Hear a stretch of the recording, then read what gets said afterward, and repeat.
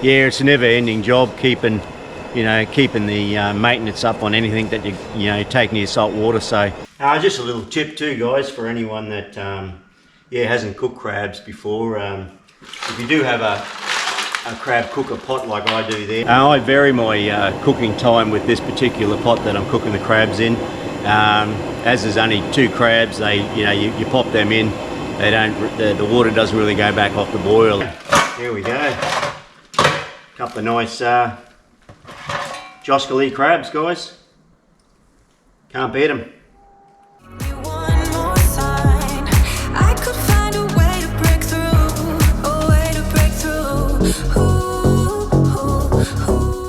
I took some footage of washing down the quad bike and the trailer. The mud that's up in these creeks is it's sticky stuff, so it takes a bit of getting off. We use a gurney and tank water. I've got a rainwater tank here just dedicated to hosing the boat off when I use it, and also when I go down the beach on the quad bike and like camping and running the crab pots. Salt, you just so hard to beat. Eventually it's gonna take its toll on different parts of the quad bike, but I've had it for I suppose nearly 2 years now, so I'll be taking a bit of care when I wash it down, hose it down, get it all, get all the salt out of it, spend a bit of time washing it off, and then the next day, like tomorrow, I'll go over it with some anti-rust sort of stuff and spray all the bits of steel and that I can get to and all that sort of stuff just to help it. But it's a never-ending job keeping the maintenance up on anything that you take near salt water. So it's worth spending a bit of time cleaning it up, and like I said, I got that tank water there dedicated to for that job, so we're pretty fortunate in that way. But I suppose eventually it's gonna like I said, take its toll on things, but just do the best we can. So the bikes and the crab pots washed down.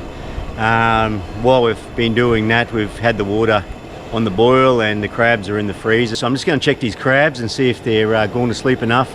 Obviously if you throw them in too early, they're going to throw their nippers and legs.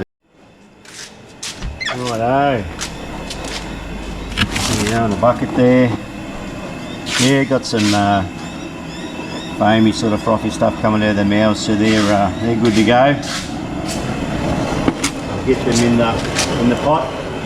Just boiling away there.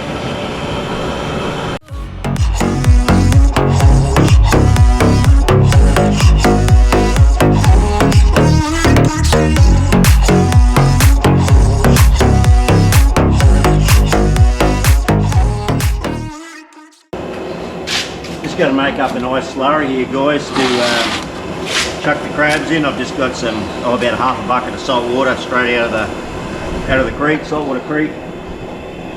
Once the crabs are cooked, I'll throw them straight into the ice slurry.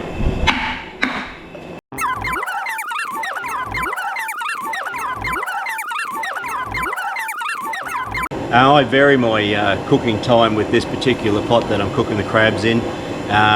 As there's only 2 crabs, you pop them in. They don't. The water doesn't really go back off the boil, and it's vigorously boiling away. So 20-25 minutes for these 2. The cooker that I'm using, it would hold 6 to 8 really good bucks. So if I had that many in there, it'd be more like 35 minutes to cook that many crabs. But today I'll get away with say 25 minutes at the most. So it just varies with this particular cooker, and I don't know what everyone thinks about that, but that's sort of what works with this particular pot anyway. So that's about half the cooking time, about 10 minutes. So they're really rock and roll. They're boiling quite vigorously there. So these crabs have had their 25 minutes, so I'm going to pull them out of the cooker and chuck them into this ice slurry I got made up. So and they'll suck up all the water being hot, all that salty, icy water, and keep them nice and juicy.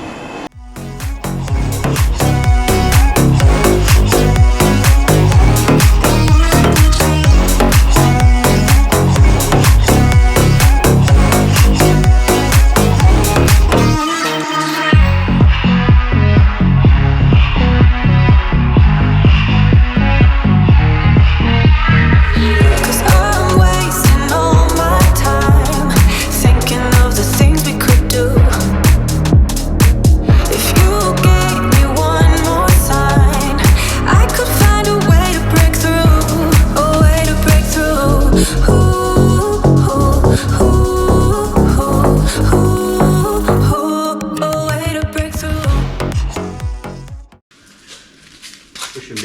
nice slurry there.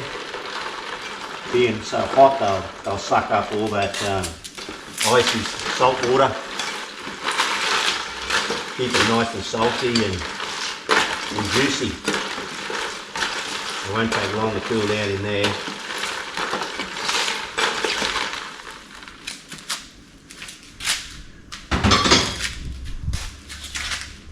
While they're cooling, I'll go and clean up my pot. Ready for the next time.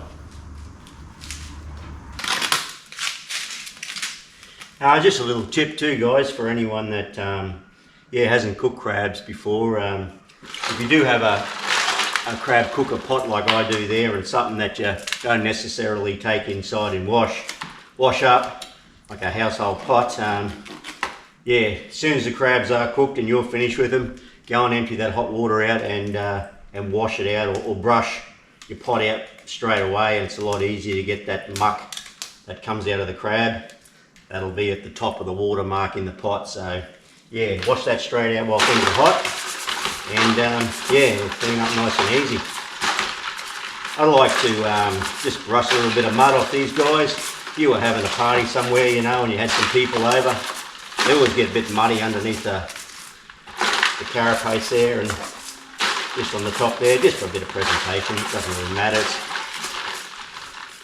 I don't think anyone's going to worry about it too much, but it does look good if you had a group of people somewhere and you had a nice half a dozen crabs sitting on the table.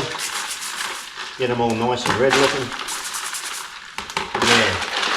These have been in the ice slurry for about probably 15 or 20 minutes, and they're beautiful and cold now.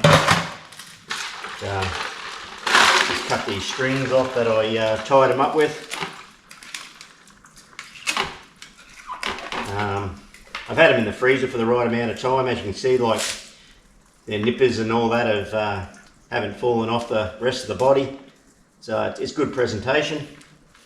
Like I said, if you're worried about that sort of thing, you know, if you're having a party and you had a couple of nice crabs sitting in the middle of the table, it's good to have them all whole, put together, without bloody a nipper missing or legs falling off them. A bit of brush off and makes them all look nice and pretty. Righto, here we go. Couple of nice Joscali crabs, guys. Can't beat them. So that's about a wrap now. Hope you enjoyed the video. I've had a few requests to get out and do a bit more crabbing. There's a few other places I go to, so when all the dots line up, we'll get stuck into a bit more crabbing. So anyway, cheers for now. Like and subscribe, please do, and catch you on the next one. Cheers.